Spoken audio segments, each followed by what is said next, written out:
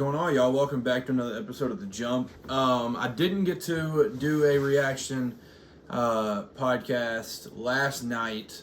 Last night as I'm recording this, but day two, the second round of the round of 64. So I'll run through a few of those, and I'll talk about today's games, which delivered. We finally got madness. It took till 10:30, 10:40 of night 3 to get the madness that March usually delivers us, but we got it, and that's all that matters. So, it's been a fun tournament so far, so I'll just go back to Friday's games. So, the other two 1 seeds play their games. Duke annihilates Mount St. Mary's. Florida goes up early. Looks like they're going to do historical things to this Norfolk State team, but Norfolk State hangs around. I mean, they were down 21 at a half, ended up losing by 26, so, they were able to hang in there. But it was really, I want to say Florida went up 42-14. But from then on, Norfolk State probably won the game. So, yeah, I guess you can take that how you want. But Robert Morris almost completes the upset on Alabama. They just didn't have enough in the end. They ended up losing by 9. Bryant battles with Michigan State for a while, but a incredible Cohen Carr performance, having 15 in the first half. It was amazing. But Michigan State ended up just being too much for him. Ended up winning the second half by 20. That was kind of the story of it.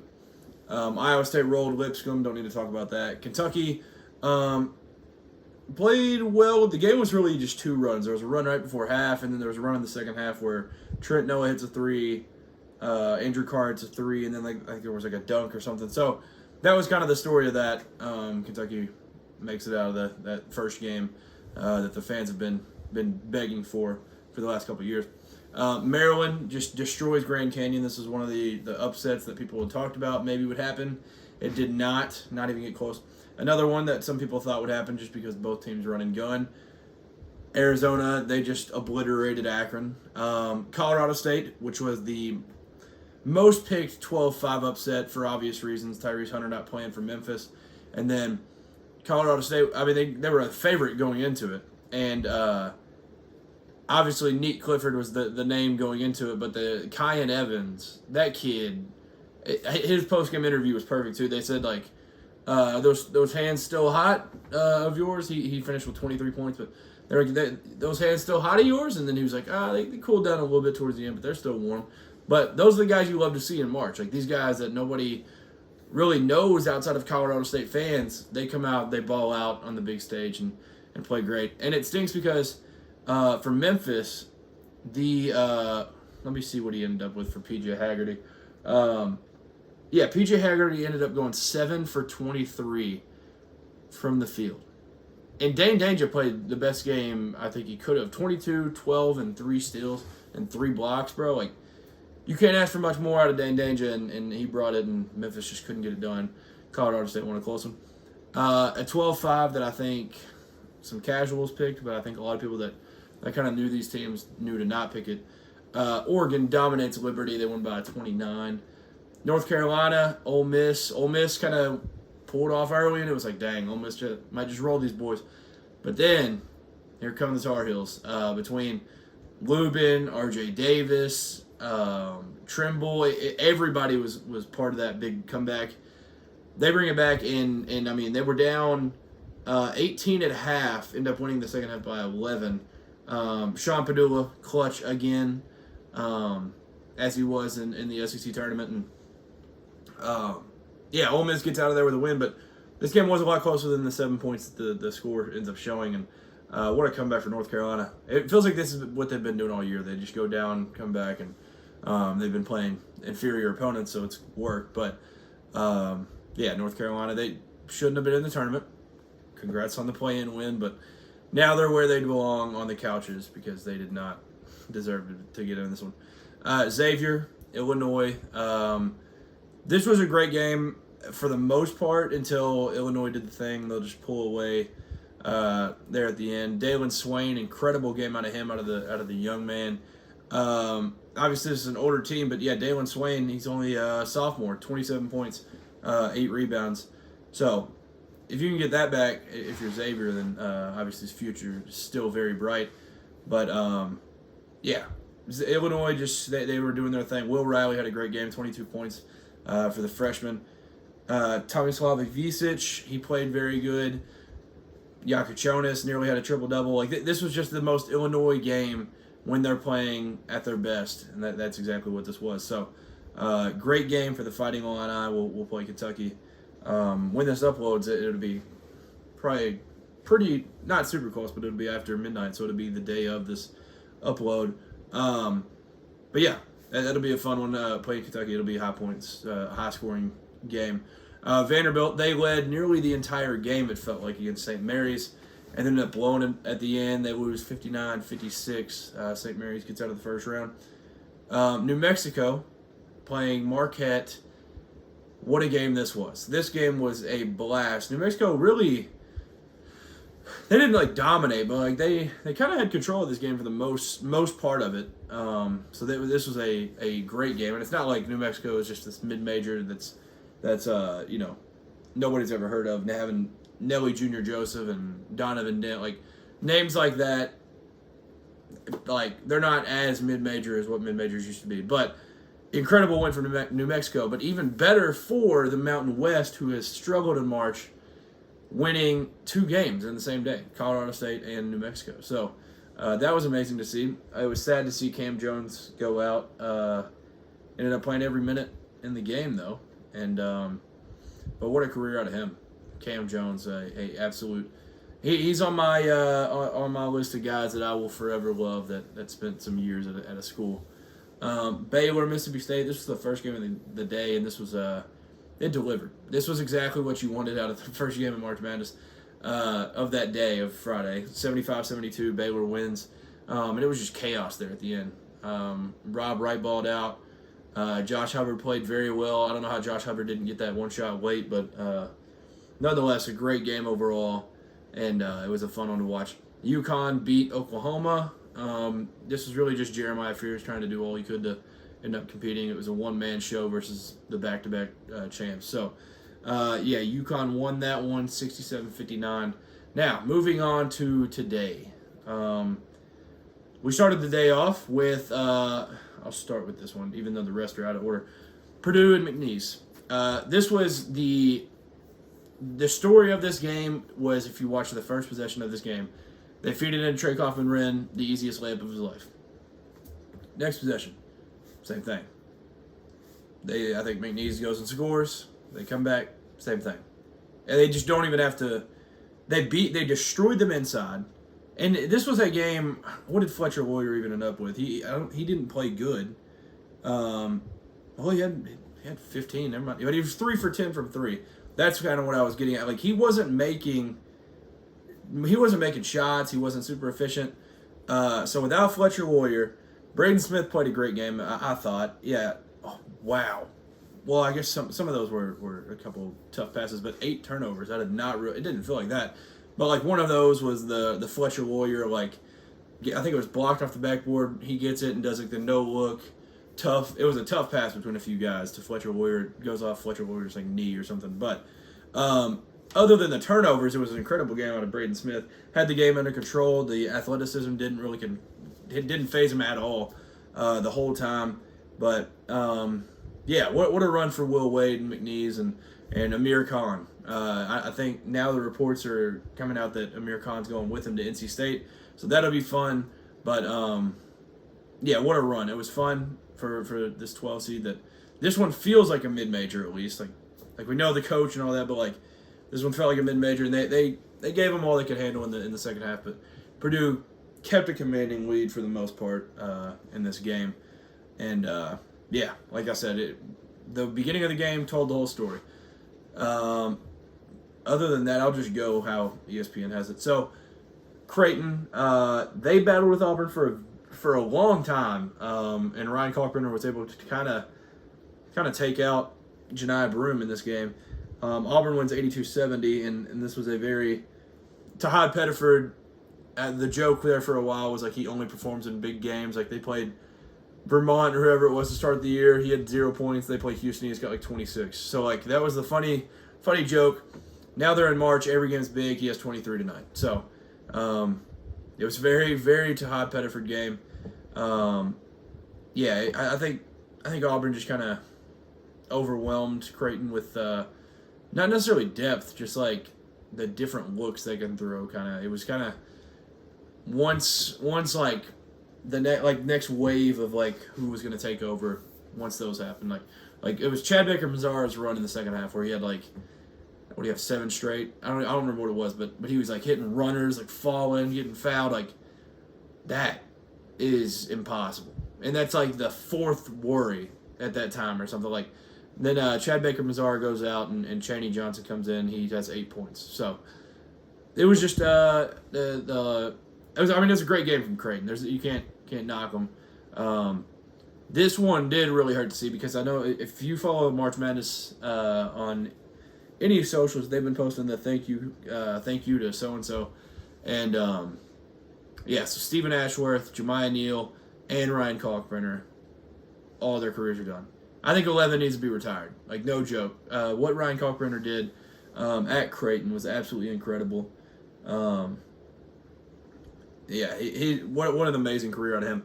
And then Stephen Ashworth, after transferring from Utah State, I think it was, he's had an amazing career at Creighton. So, it stinks for those guys that they kind of had to go out being a 9 seed and having to play the overall 1 in the second round. But, this was just a game. This felt like Auburn was a little bit back here because, like, Alabama State, nobody had confidence in them after that. At least I definitely didn't. Then you go into this one, and it's an absolute ball game. Creighton leads at half, 37-35, but Auburn dominates the second half, and it was absolutely incredible. So, Janai only ended up with 8 points. Not an incredible game out of him, but keep him healthy, and that's all that matters, really. Moving on from that one, let's see. Go to UCLA Creighton because this one just ended. Chaz Lanier is back. This was kind of UCLA made it look a little bit close at the end, but like this was a Tennessee dominant performance in the second half of this game. They were up 7.5, and then in the second half at one point I don't remember what the exact score was, but it was the biggest lead they had in the tournament so far. Even Wofford kept it closer. UCLA. I mean, they performed in this tournament. These 2 games, UCLA looked very solid in my opinion, and Tennessee was able to just battle and keep them away enough. So like I said, Chaz had 20. Jemai Meshack, he obviously did his normal thing. He had 4 fouls, but he impacted the game in numerous ways. He was part of the run. I think he hit a couple of threes. So this game was as Tennessee gets, and this is the type of performance that makes me confident in the Vols making a run. The good minutes from Jordan Gainey and Kate Phillips off the bench is just you can't say enough about it. So I think Igor Milicic has to do more offensively. He had 7 boards, 4 points, but I think he's going to have to do more offensively against whoever they play, Kentucky or Illinois in this next game. But so we'll see kind of what they do. But like Tennessee's won in a billion different ways, and that's why I get the confidence that they can do something crazy. I'll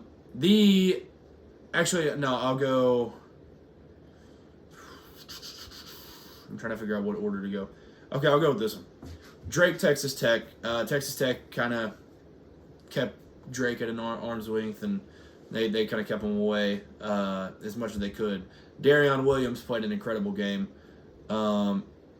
Drake, it was just kind of Texas Tech had all the answers for anything they threw. I mean, JT Toppin had 25 and 12. That was, they were interviewing him after, and I can't remember his full interview, but it was just like, this is another day at the office for him. Like, this was just easy work.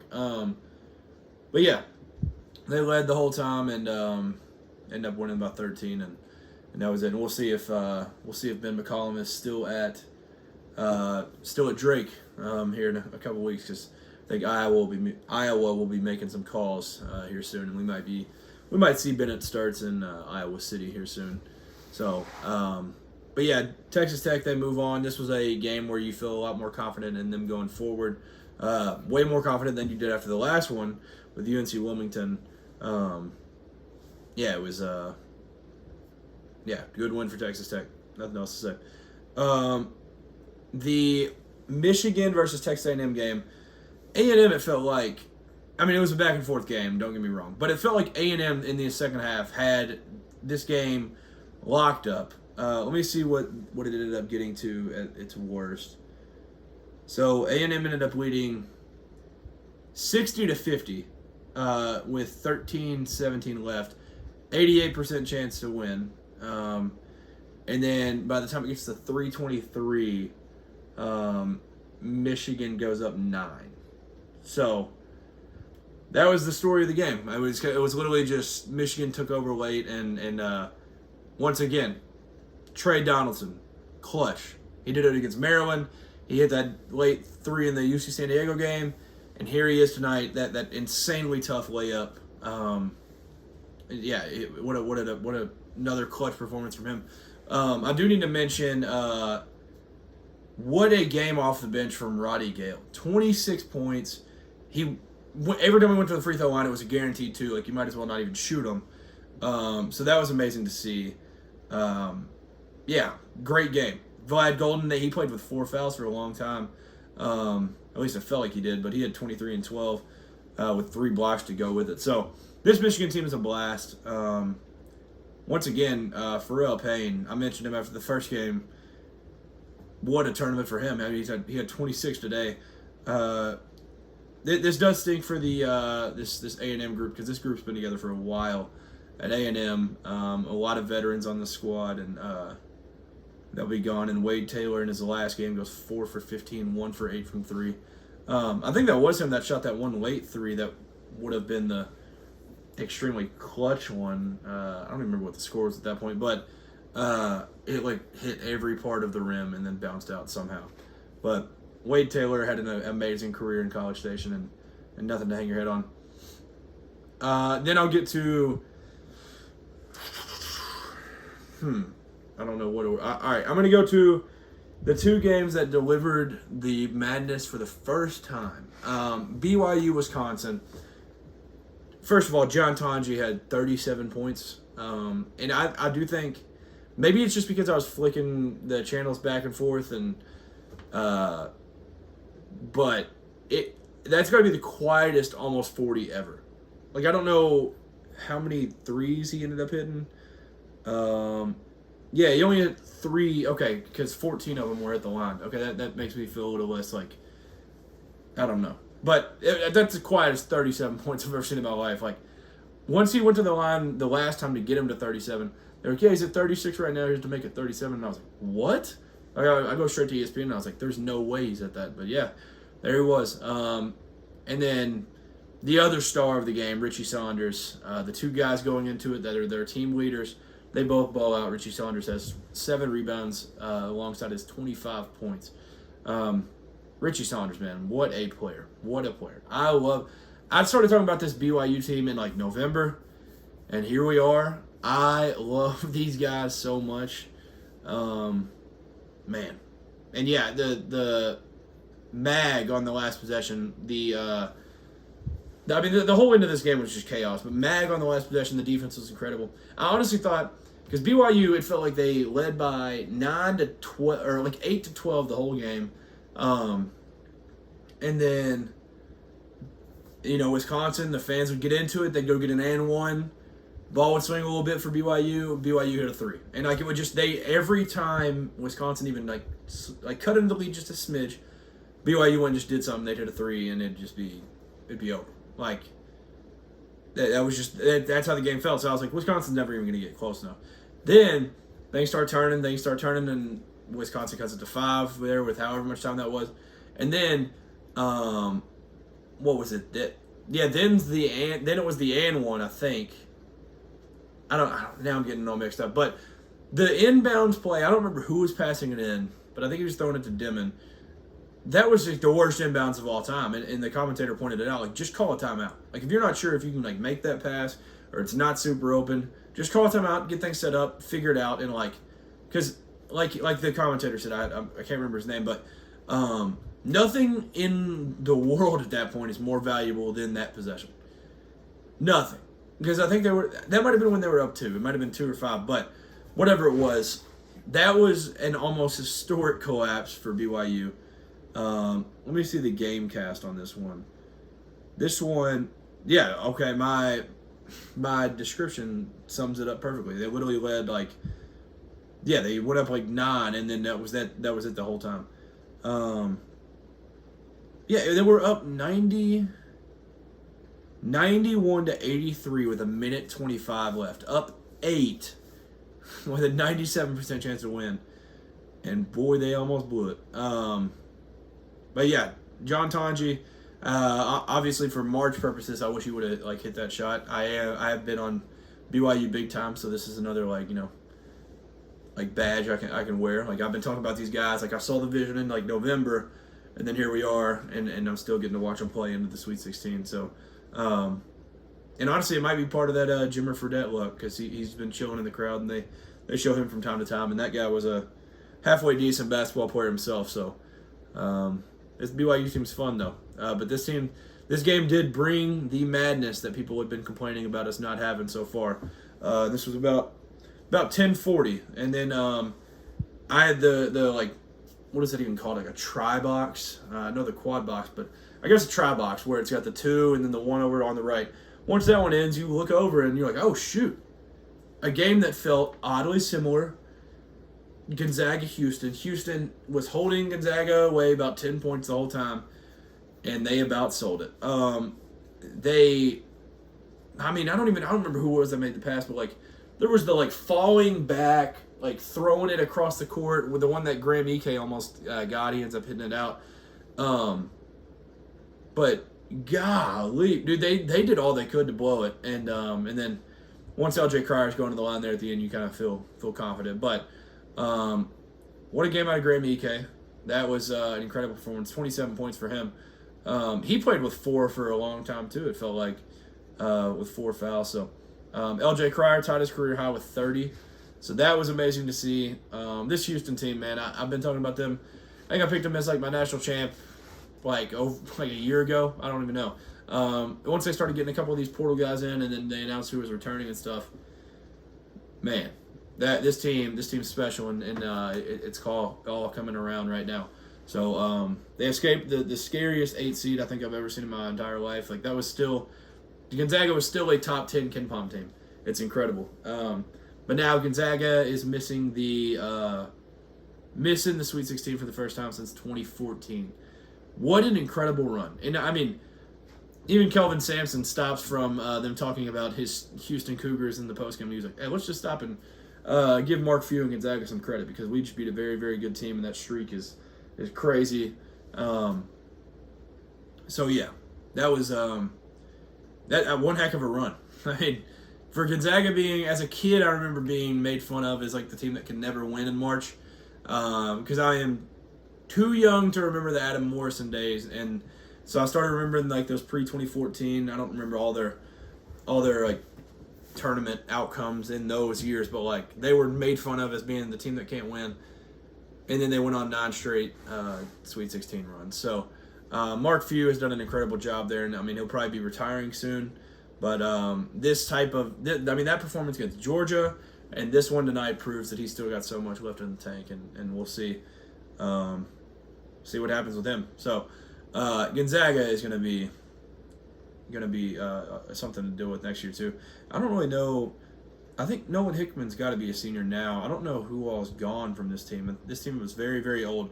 I know Caleb Battle, it was his last year, because after the game he was crying, and then Kelvin Sampson goes up to him and hugs him, and he was like, dude, don't hang your head. You've had one heck of a career. So that was super cool to see for Kelvin Sampson. Just all class.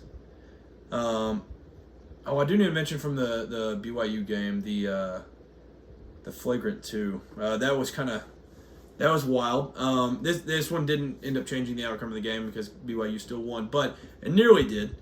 It gave, I believe, 3 free throws, and it kicked out. Hold on, let me look at the stats. Dawson Baker was the kid that got kicked out from trying to literally just fight through a trap. I don't really know. I understand the rule. It's probably a good rule, but it sucks in that situation.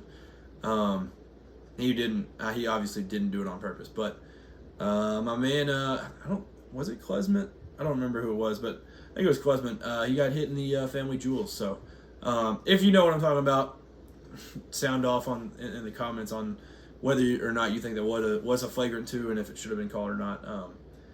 So, yeah, that one was wild. I just needed to mention that one. And lastly, I saved the best for last, in my opinion.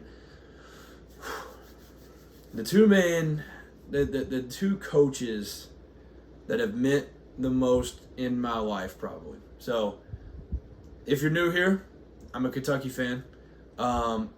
So, a guy that brought my favorite program before I was born, brought us out of the lowest point in our program's history when Eddie Sutton nearly drove Kentucky into the ground, getting NCAA violations, recruiting problems. Kentucky wasn't allowed to be aired on TV, all these things. Rick Pitino. He does that. He pulls this program out of the absolute gutter and then stays 8 years or whatever it was, wins a national title, runner-up, leaves, goes to the Celtics. Can't blame him at all. Then obviously he goes to Louisville. That's whatever. But at this point, Tom heals all wounds, and I think Kentucky's in good standing with him. And then on the other side, my favorite coach of all time, because this guy gave me the most fun childhood I could ever dream of, gave me a national championship in 2012, gave me a 38-0 season, gave me a billion NBA players to be able to watch, and just one of the nicest guys ever. He's done so much for the state, such a generous human being. Those two, great men, and they absolutely hate each other, and they have forever. And they say they don't send Christmas cards. They say all they've gotten in common is that they're Italian and they love their family. These guys hate each other more than any coaches, ever. There's never been a rivalry this heated.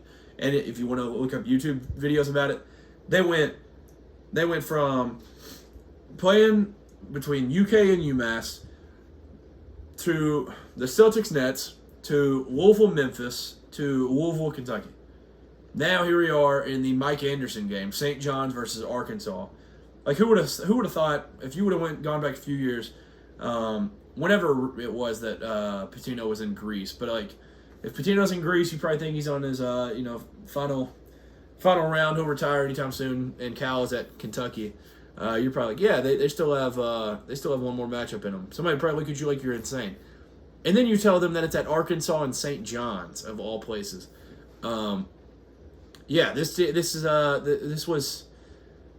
This was such a fun game, pre-game.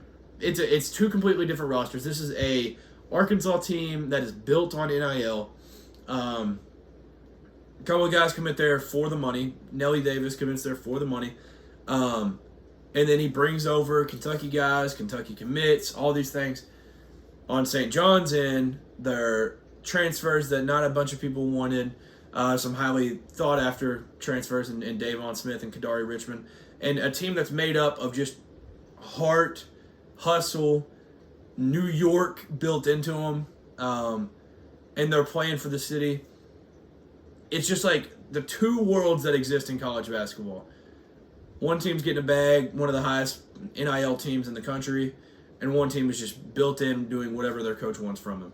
And this game delivered that. This was a court full of athletes that were just flying around, playing above the rim, super, super physical. The refs kind of sucked, I think, as a guy that didn't really care about the outcome of this. The refs sucked. It was a horrible ref game. But outside of the officiating, this was incredible. This was, honestly, I thought, because I said after St. John's 15, once they played the 15, which now it's even crazier to think about. St. John's kind of lost this game handily, has 5 losses to end the year, and they're by a combined 16 points. That's insane. That's nuts.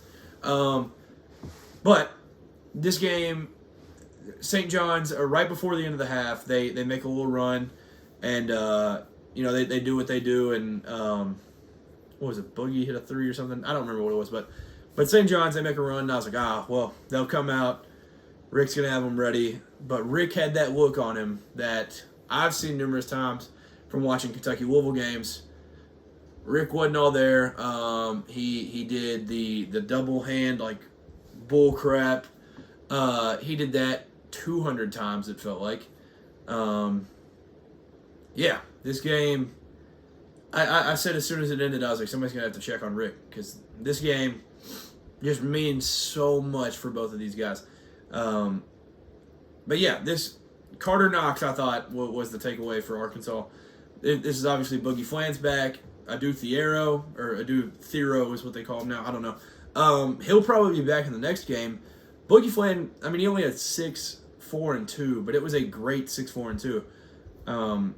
And just did all the right things. Billy Richmond hits that clutch shot there at the end, 16 off the bench for him. Billy has really, really impressed me this freshman season. He's only averaging 5, but he's a super, super big spark. Like, energy, comes off the bench and does everything you need.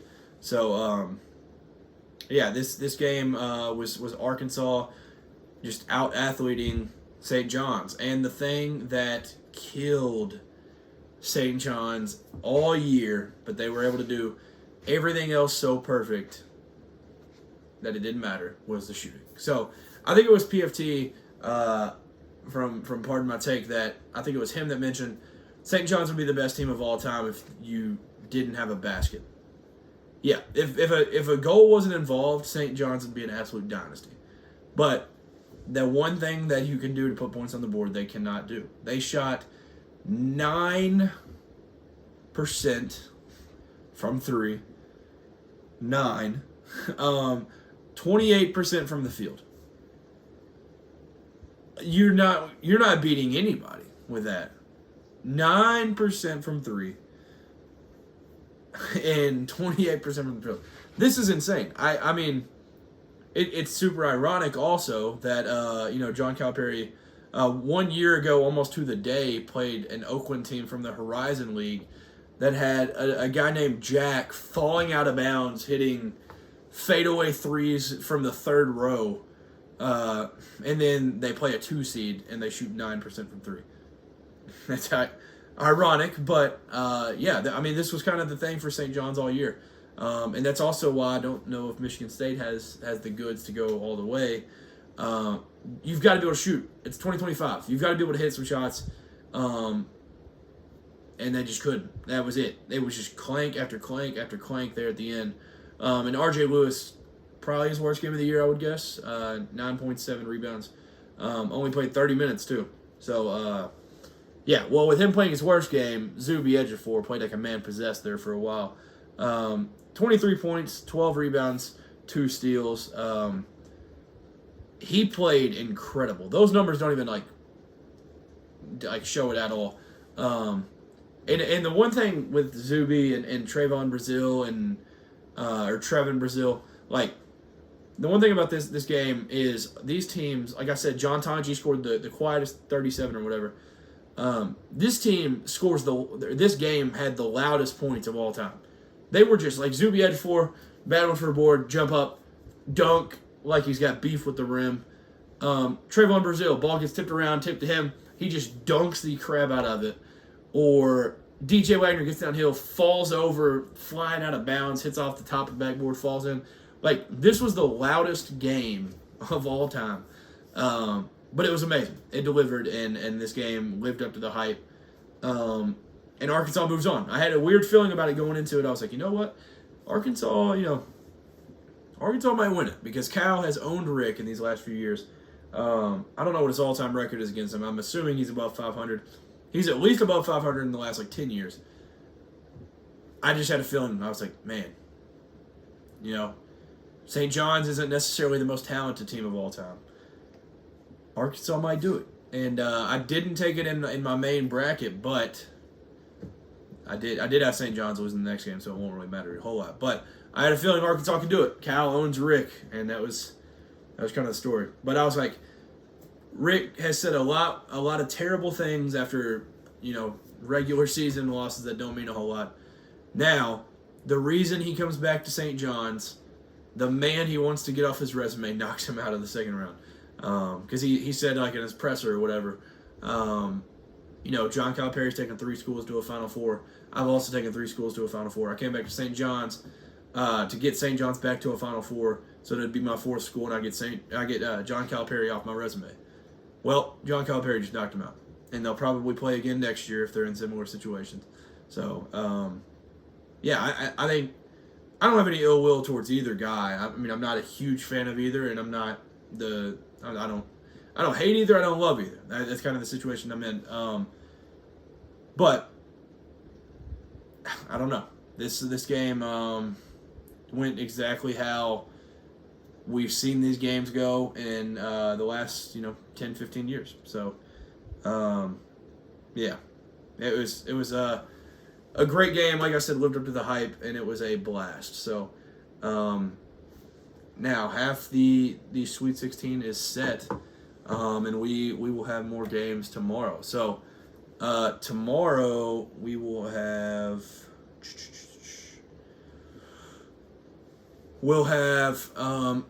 Florida UConn. That's going to be amazing. Ole Miss Iowa State, New Mexico Michigan State, Colorado State Maryland, Kentucky Illinois, and Oregon Arizona. The classic Big 10 Big 12 matchup out of those guys. It's going to be an amazing day. If you're tuned in, I really, really, really appreciate it. This is a late night, but I enjoy the sport. I love the sport. And, man, this is March. So thank you for tuning in.